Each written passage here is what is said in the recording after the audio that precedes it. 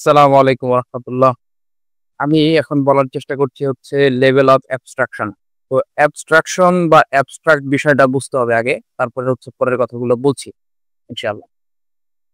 Abstract মানে হচ্ছে যেটা ধরা-ছোঁয়ার বাইরে এভাবে আমরা সাধারণত বুঝে আসছি। ঠিক না? তো এখানে হচ্ছে যে না ঠিক আছে এটা মানে মিনিংগত দিক থেকে বা কথার অনুসারে ঠিক আছে। যে অ্যাবস্ট্রাকশন মানেই হচ্ছে যে এটা মানে ধরা-ছোঁয়ার বাইরে থাকবে এরকম কিছু একটা। ঠিক আছে? তো এই অ্যাবস্ট্রাকশন বিষয়টাকে আমরা এখানে বুঝবো যে একটা নির্দিষ্টতার বাইরে। ঠিক আছে? কারণ এই যে মানে প্রপোজিশন, সেন্টেন্সেস, আটারেন্সেস এগুলা যে ব্যাপারগুলো এগুলোও কি একটা ধরা-ছোঁয়ার মধ্যের কোন জিনিস? আমরা কি এগুলাকে মেজার করতে পারি? হাত দিয়ে ধরে ছুঁয়ে দেখতে পারি? কিছুই তো পারি না। তাহলে এগুলো এমনিতেই অ্যাবস্ট্রাক্ট জিনিস। ঠিক আছে? এগুলো এমনিতেই হচ্ছে যে মানে ধরা-ছোঁয়ার বাইরের জিনিস। তার উপর আবার এটাকে আরো অ্যাবস্ট্রাক্ট, আরো কনক্রিট এগুলো জিনিসপত্র আমরা বুঝবো এরপরে।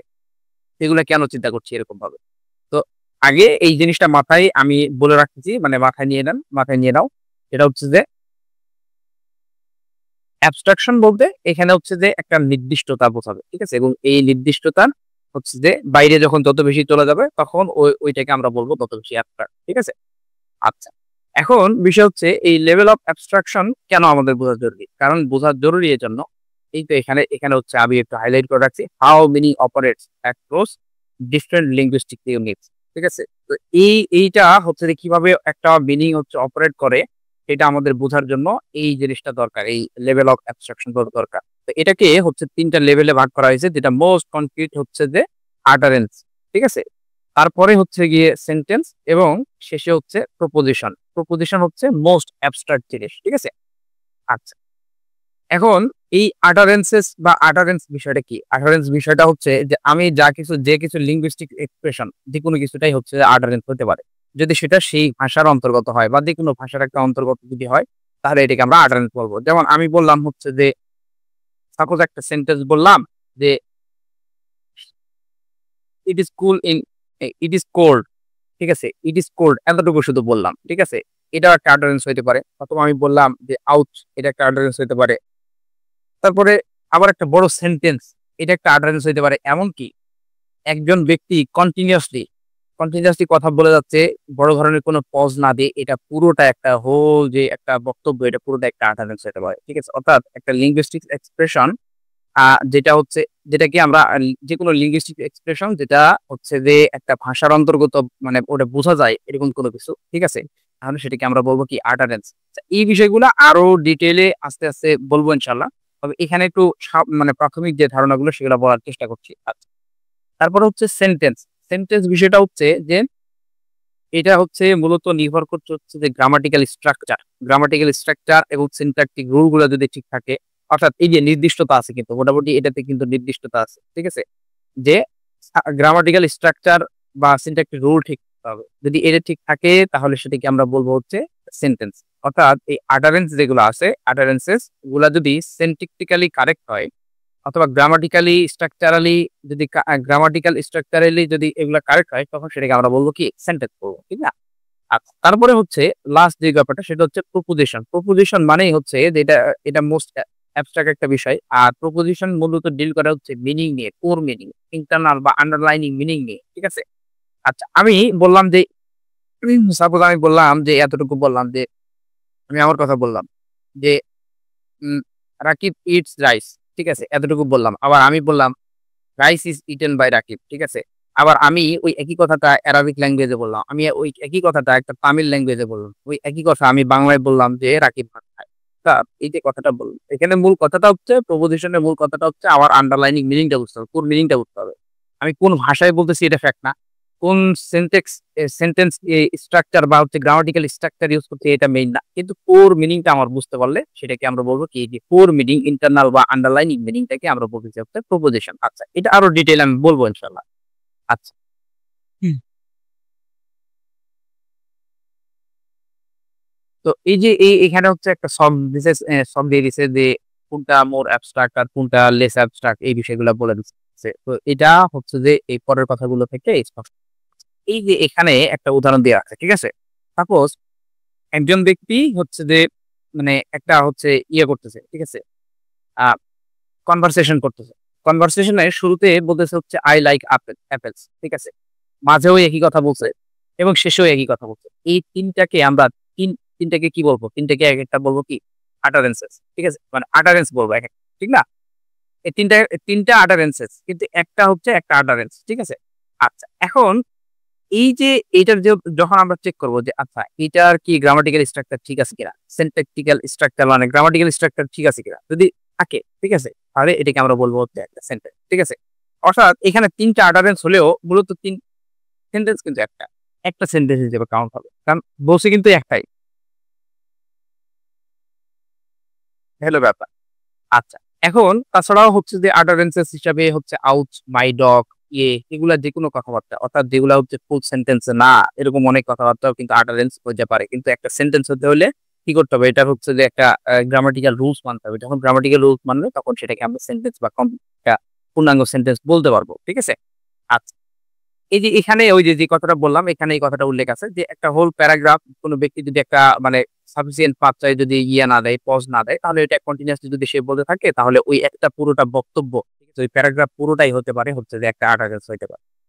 তো আটারেন্স হওয়ার জন্য হচ্ছে কিছু শর্ত আছে, ঠিক আছে? সেই শর্তগুলো যদি ফুলফিল করে তাহলে আমরা বুঝতে পারবো যে এটা আটারেন্স। কিভাবে? যে প্রথম যে বিষয়টা সেটা হচ্ছে must belong to recognise language. কোন একটা চেনা পরিচিত একটা ল্যাঙ্গুয়েজের শব্দ হইতে হবে।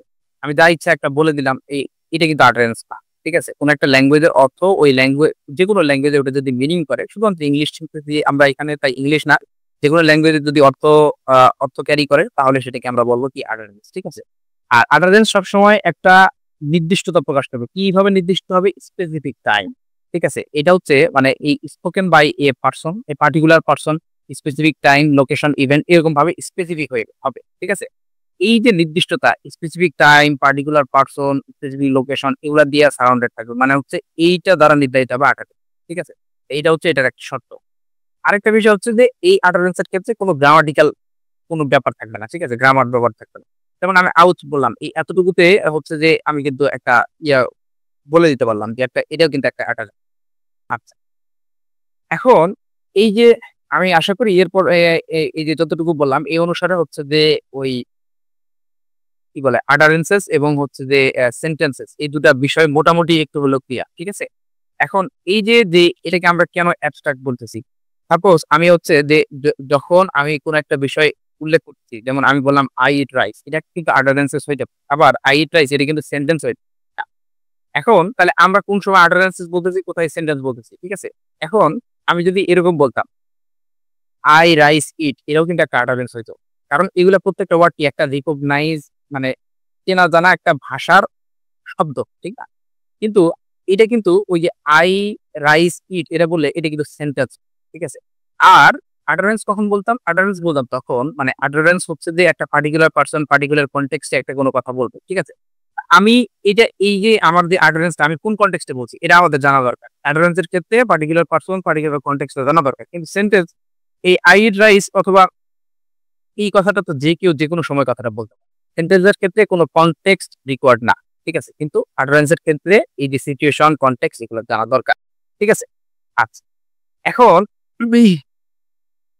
এছাড়াও এই যে এখানে বলে দিছি যে সাধারণত হচ্ছে করা হয় utterance কে সেন্টেন্স থেকে আলাদা করা হয় হচ্ছে মূলত ইতালিক দিয়ে। আ ইতালিক দিয়ে হচ্ছে যে এটাকে আলাদা করা যায়। আ এখন এই যে প্রপোজিশন বিষয়টা হচ্ছে এই যে কিছুক্ষণ আগে যে এই বিষয়টা বললাম যে আ আমি বললাম যে আমি ভাত খাই। আবার হচ্ছে যে মানে রাকিব ভাত খায়। তারপর হচ্ছে আমি এখন মনে করো যে ইয়েতে করলাম। কি বলে এটাকে? আ ইংলিশে বললাম। ঠিক আছে? যে হচ্ছে আ রাকিব ইটস রাইস। ঠিক আছে? এতটুকু বললাম। আবার বললাম rice is eaten by Rakib. এই যে এই কথাটা বললাম। অর্থাৎ এগুলা সবগুলা সেন্টিক মানে ওই সেন্টেন্স হিসেবে যদি চিন্তা করি অর্থাৎ গ্রামাটিক্যাল স্ট্রাকচার হিসেবে যদি চিন্তা করি অথবা ল্যাঙ্গুয়েজ আকারে যদি চিন্তা করি, তাহলে এগুলা কিন্তু কোনো নির্দিষ্টতা এখানে পাচ্ছে না। মানে নির্দিষ্টতা পাচ্ছে না এই অর্থে যে এখানের কোর যে আন্ডারলাইনিং মিনিং এটা এখানে মুখ্য। ঠিক আছে? মানে এটার কোনো নির্দিষ্ট করে হচ্ছে না। কেন নির্দিষ্ট করে হচ্ছে না? তার কারণ এখানে কোন ভয়েসে আছে সেটা ম্যাটার না। অ্যাক্টিভ নাকি প্যাসিভ সেটাতে ম্যাটার না। কোন সিনট্যাকটিক ফর্মে আছে বা কোন টেন্সে আছে এটা ম্যাটার না।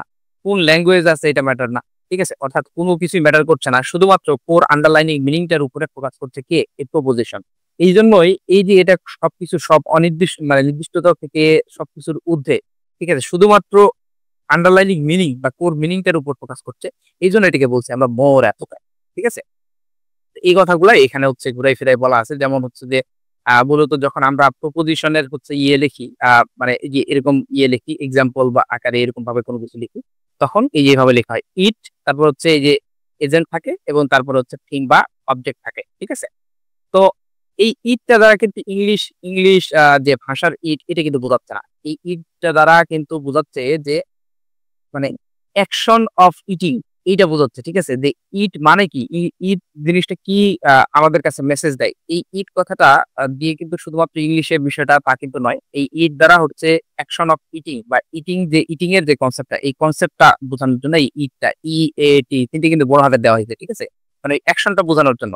এটা দ্বারা হচ্ছে এটা একটা ইউনিভার্সাল। ঠিক আছে? ইউনিভার্সাল এই ইট দ্বারা হচ্ছে আমি যেকোনো ভাষায় যখন করব, ট্রান্সলেট করব, তখন আমি বুঝতে পারবো। আমি যদি অ্যারাবিক একজন স্কলার হই, তাহলে অ্যারাবিক ভাষায় যখন আমি ট্রান্সলেট করব, তখন এই ইট এই যে এই লেখাটাই অ্যাকশন এজেন্ট থিং, এটা দেখে আমি বুঝতে পারবো যে আচ্ছা এইটা দ্বারা ওই অ্যাকশনটাকে মিন করতেছে। তখন আমি মূলত এই প্রপোজিশন গুলো কাজেই লাগে হচ্ছে ট্রান্সলেশনের সময়। ঠিক আছে? কারণ ট্রান্সলেশনের সময় হচ্ছে কোন একটা সেন্টেন্সের হচ্ছে যে মিনিং, কোর আন্ডারলাইনিং মিনিংটাকে বের করতে হয়। বের করার পরে আবার নিজের ওই যে ভাষায় আমি ট্রান্সলেট করতেছি, ওই ভাষায় হচ্ছে যে নিজের মতো করে কনস্ট্রাক্ট করতে হয়। সুন্দর করে বিল্ড আপ করতে হয়। যে গ্রামাটিক্যাল স্ট্রাকচার মেইনটেইন করে ওই মানে ওই সেন্টেন্সটা আবার রিকনস্ট্রাক্ট করতে হয়। সুন্দর করে লিখতে হয়। ঠিক আছে? তখন এই যে এই ধারণাটা, এই যে অ্যাকশন এজেন্ট থিম, এই যে ইউনিভার্সাল ধারণাটা, তখন এই প্রপোজিশনের ধারণাটা কাজে লাগে। ঠিক আছে? এই হলো মূল কথা। এখন লাস্টে একটা বিষয় বলছে যে হোয়াই প্রপোজিশনস আর অ্যাবস্ট্রাক্ট। তো এই যে প্রপোজিশন কেন অ্যাবস্ট্রাক্ট? তার কারণ হচ্ছে যে এইটা তো হচ্ছে যে কোন একটা স্পেসিফিক ল্যাঙ্গুয়েজ এর মধ্যে সীমাবদ্ধ না। কোন একটা গ্রামাটিক্যাল রুল এর মধ্যে সীমাবদ্ধ না। অ্যাক্টিভ প্যাসিভ ভয়েস এর মধ্যে সীমাবদ্ধ না। বা হচ্ছে যে টেন্স মানে পাস্টে আছে না ফিউচারে আছে, এগুলোর মধ্যে সীমাবদ্ধ না। এখানে মূল কথাটা, মূল আন্ডারলাইনিং মিনিংটা হচ্ছে যে আ এখানে মুখ্য বিষয়। ঠিক আছে? এইজন্য এই যে এটা যে কোন ল্যাঙ্গুয়েজ দ্বারা কোন মানে কোন গ্রামাটিক্যাল স্ট্রাকচার দ্বারা বাউন্ড না। এটা হচ্ছে সীমাবদ্ধ না। কোন কিছু দিয়ে এটাকে আবদ্ধ করা যাচ্ছে না। এটার মিনিংটাই যে মুখ্য, এজন্য এটাকে বলতেছি আমরা মোর অ্যাবস্ট্রাক্ট।